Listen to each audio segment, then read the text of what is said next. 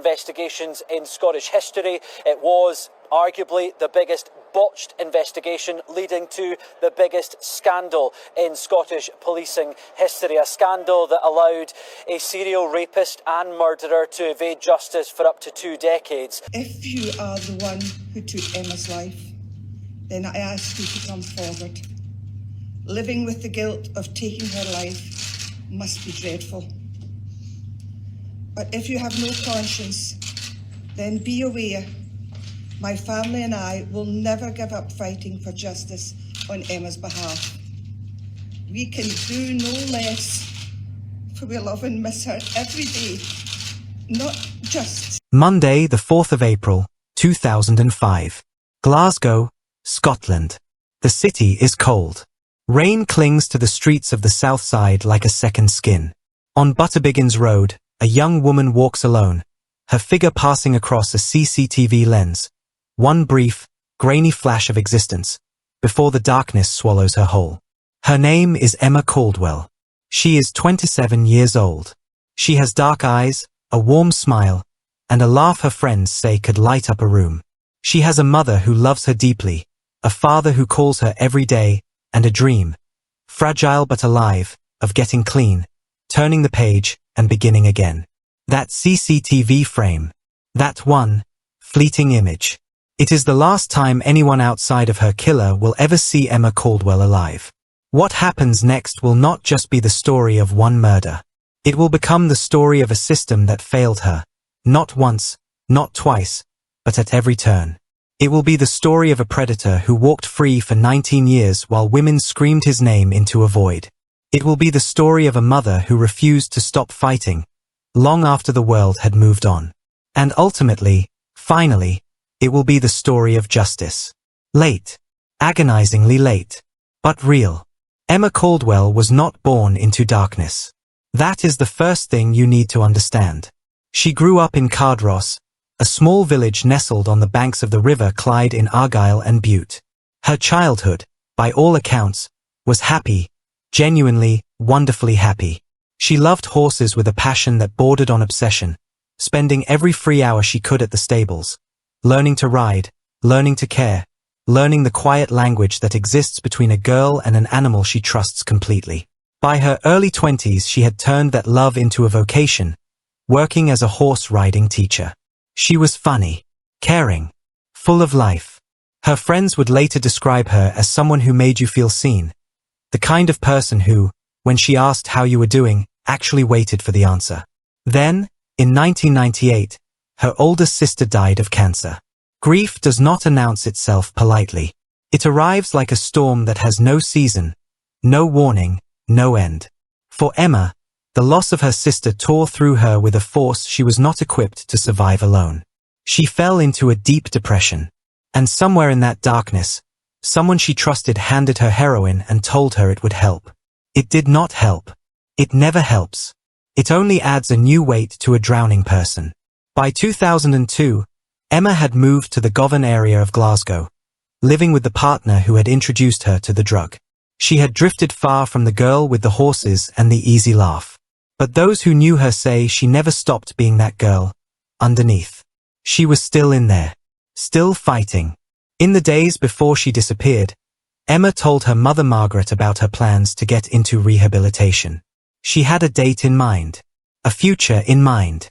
She spoke to both her parents, as she did every single day. She saw them twice a week. This was not a young woman who had vanished from her family's lives. She was still, fiercely, their daughter. On the night of the 4th of April, 2005, Emma was working in Glasgow's red light district on the south side of the city. Sex work, for Emma, was the brutal arithmetic of addiction. The way a heroin dependency is funded when every other option has run out.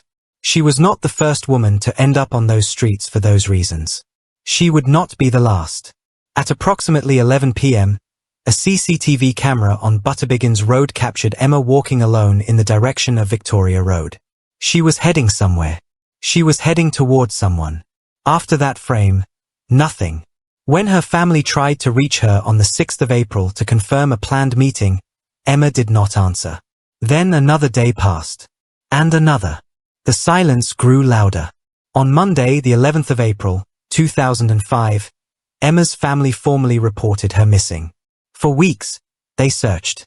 They walked the streets of Glasgow, asking questions, putting up photographs, refusing to let their daughter become just another missing person statistic. Margaret Caldwell, Emma's mother, would later describe those weeks as a particular kind of torture. The not knowing, the hoping against everything that there was some innocent explanation, some phone that had died, some mix-up that would resolve itself in an ordinary way. There was no innocent explanation. On Sunday, the 8th of May, 2005, 34 days after Emma was last seen alive, a man was walking his dog through Limefield Woods, a remote stretch of woodland approximately 8 miles southwest of Biggar in South Lanarkshire, some 40 miles from Glasgow. His dog stopped, refused to move, stood rigidly still in the way that animals do when they have found something human instinct tells them to flee from. The man approached, and there, face down in a ditch, half naked, alone in those silent woods, was the body of Emma Caldwell. He called a family member. The 999 recording captures her voice, shaking, struggling for composure, as she describes a woman in the middle of nowhere, unclothed from the waist down, a cord visible around her neck. The pathologist who examined Emma's body confirmed what that cord already suggested. The cause of death was compression of the neck, manual strangulation, possibly with a ligature. Her mobile phone was gone. Her clothes were gone. Her bag, her belongings, gone. Taken. Deliberately, carefully removed, as if by someone who had done this before, or planned to do it again. The delayed discovery, 34 days in remote woodland, had ravaged the forensic evidence. DNA could not be recovered from the body. The phone, which might have told them everything, was never found.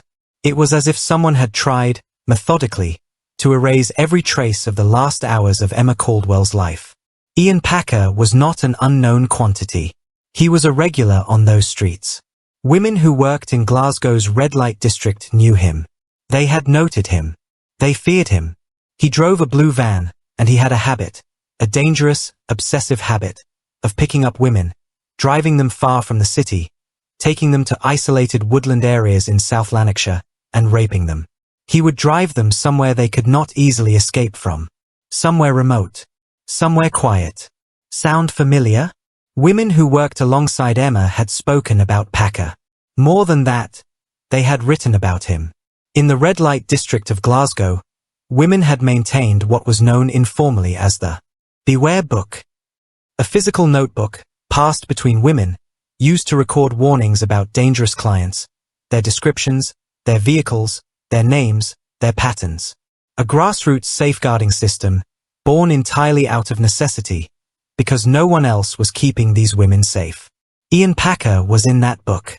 Furthermore, Packer had been identified by other women as someone who was obsessively infatuated with Emma Caldwell specifically. He had been a regular user of her services. He had been seen with her. And in the weeks after Emma's body was discovered, he was actually questioned by police.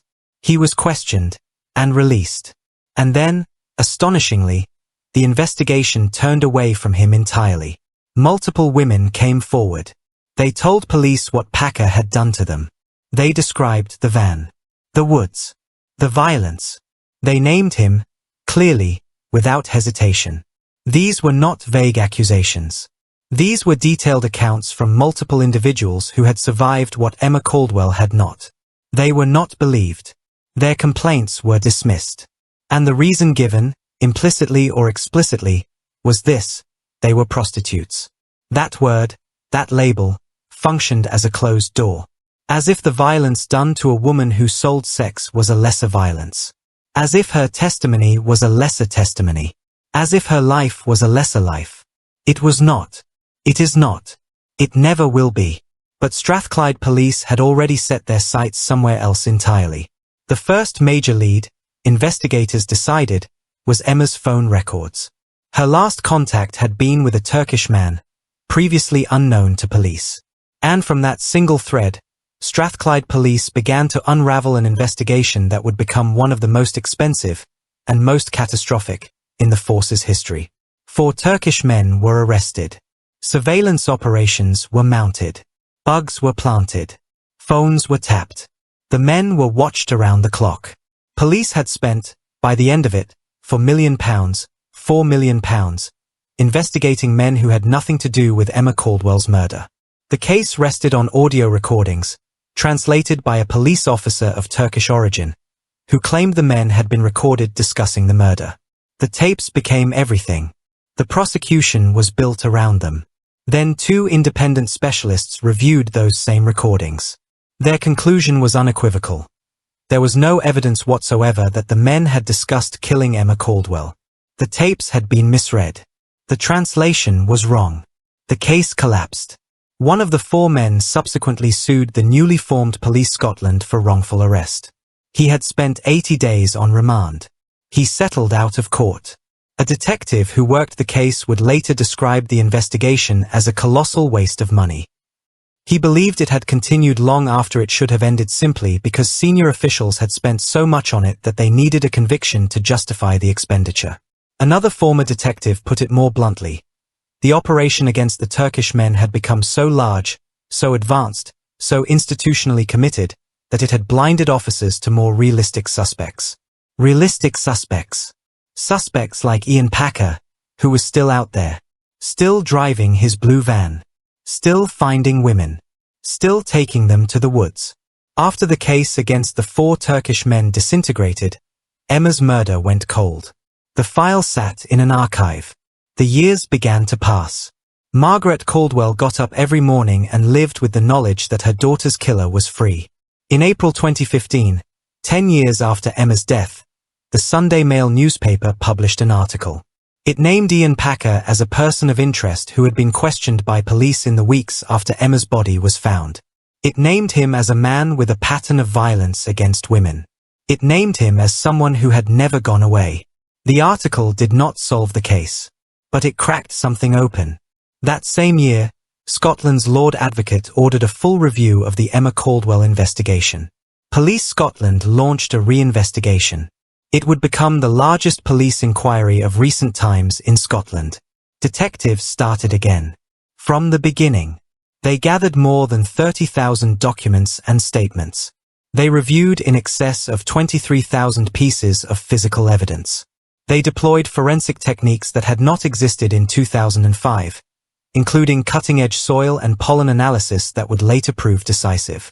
In 2018, BBC Scotland's investigative programme Disclosure tracked down Ian Packer and secured a filmed interview with him. He was calm, collected. He looked directly into the camera and denied ever having been violent toward women. He denied killing Emma Caldwell. He seemed to believe that his denial was enough. That looking innocent on television made it so. Within days of that documentary airing, written notes showed that Ian had been out of the house. He claimed he had been working onto a bed, wrapped his hands around her throat. A woman has told a jury that a man accused of murdering Emma Caldwell attempted to strangle her with the cord of a hoover. The witness said Ian Packer subjected her to numerous physical and sexual assaults. She told the court of a time when Ian Packer lost his temper during an argument. In a fit of rage, she says he held the flex of a hoover between his fists, put it behind her head and tried to strangle her. The jury was told Packer would drive this woman around Glasgow's red light district. She said he was constantly looking at who was on the street. The woman also said Packer would regularly go out for long periods. Coincidence was vanishingly small. A 99 to 99.99% likelihood of a match. Ian Packer's van had been in those woods. Emma Caldwell's body had been in those woods. On the 25th of February, 2022, 17 years after Emma's death, Ian Packer was arrested and charged with her murder. The trial began in January 2024 at the High Court in Glasgow. Ian Packer, now 51 years old, pleaded not guilty to 36 charges of physical and sexual violence against multiple women, as well as the murder of Emma Caldwell. What followed was one of the most harrowing trials in Scottish legal history. More than 20 women took the stand. One by one, they described what Ian Packer had done to them.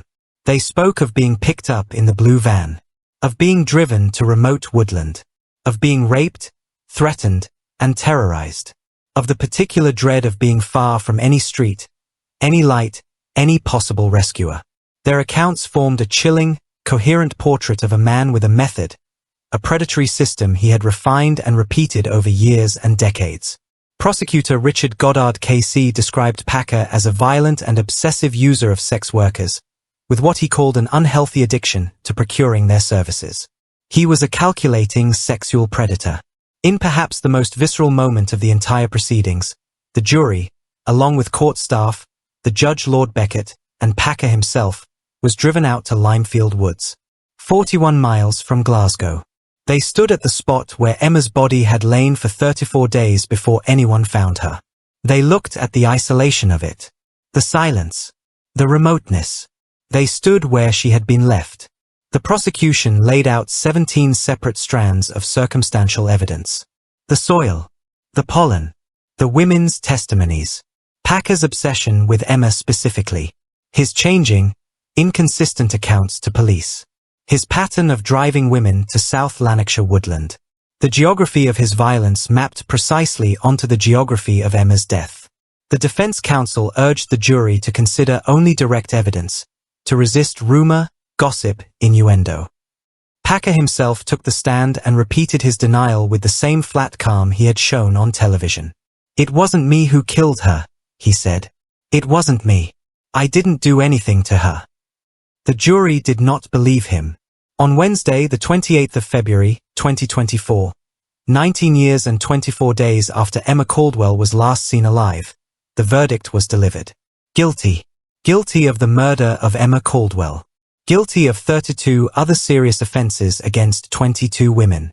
Lord Beckett sentenced Ian Packer to life imprisonment with a punishment part of 36 years, one of the longest minimum terms in Scottish criminal history. In sentencing, Lord Beckett spoke directly to Packer. "Over more than 25 years, you pursued a campaign of violence and appalling sexual mistreatment of a very large number of women. You have caused great harm to so many people as you indulged your pathologically selfish and brutal sexual desires. The women involved resisted and protested, but you would not listen." Then came the victim impact statements. One by one, the consequences of Packer's violence were read into the court record. Women spoke of decades of post-traumatic stress, of depression that prevented them working, of relationships destroyed, of trust in men annihilated. One victim, a woman who had known Emma well, had died in 2021, aged just 43. Her mother told the court she believed survivor's guilt had contributed to her daughter's premature death. She had hidden from Packer at the exact time Emma disappeared. She spent the rest of her shortened life wondering if she could have done something. She could not have. Emma's death was on one person, and one person alone. Then Margaret Caldwell's statement was read. Emma's mother. The woman who had lived for 19 years in the specific purgatory of knowing your child was murdered and not knowing by whom. She described life since Emma's disappearance as consuming. A grief that did not diminish, that did not soften, that simply continued, day after day after day. She said it still endures. She said she feels it every day. Emma's father, William Caldwell, who had fought alongside Margaret for 19 years, did not live to see the verdict. He died before justice came. He never knew that it came. That detail. Hold it. A father who spent the last years of his life fighting for his daughter's justice, and died before it arrived. That is the true cost of those 19 years. Outside the High Court in Glasgow, the lawyers representing Emma's family did not mince their words. They spoke of a toxic culture of misogyny and corruption within Strathclyde Police. They described women who had come forward, bravely, clearly, repeatedly, and been not just ignored, but humiliated. In some cases, arrested. While Packer was gifted his freedom by a system that could not see past the label of prostitute. Police Scotland issued a formal, public apology. Assistant Chief Constable Beck Smith stated that Emma Caldwell, her family, and many other victims had been let down by policing in 2005. She acknowledged that the lack of investigation until 2015 had caused unnecessary distress to Emma's family and to all the women who had reported Packer's violence. Emma's lawyer, Emma Anwar, described Packer as the most prolific sex offender in the history of Scotland, and possibly one of the most prolific in the entire history of the United Kingdom. After Packer was released following the failed investigation into the Turkish men, he went on to commit, by police count, 19 further sexual offences or assaults against women. 19. Because the warnings were ignored. Because the women were dismissed. Because a book full of their collective, hard-won knowledge of a dangerous man was picked up, taken into evidence, and disappeared. On the 6th of March, 2024, Scotland's Cabinet Secretary for Justice Angela Constance stood before the Scottish Parliament and announced an independent, judge-led, statutory public inquiry into the investigation of Emma Caldwell's murder. In April 2025, Lord Scott was appointed to chair that inquiry. It would be easy, in a story this long and this complicated, to lose Emma Caldwell in the machinery of it. The failed investigation. The wrong arrests. The forensic breakthroughs. The trial. The politics.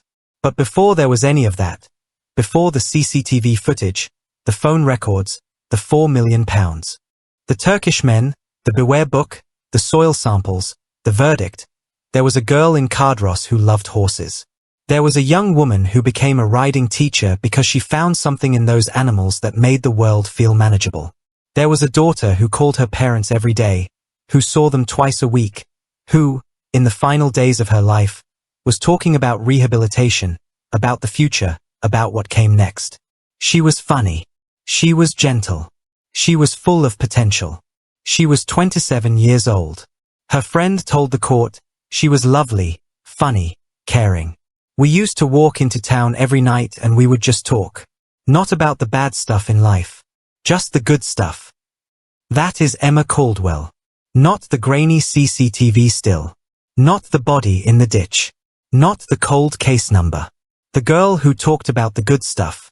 She deserved better. She deserved it in 2005, when the women around her were screaming warnings that no one would hear. She deserved it in 2007, when police spent £4 million looking in entirely the wrong direction. She deserved it in 2015, when a review finally, belatedly began. She deserved it at every point in those 19 years when her mother woke up and went to sleep with the weight of unresolved grief. Justice arrived. Late, imperfect, and unable to undo a single day of the decades of pain. But it arrived. On the 28th of February, 2024, a jury of her peers looked at the evidence, listened to the women, and decided, not one more day.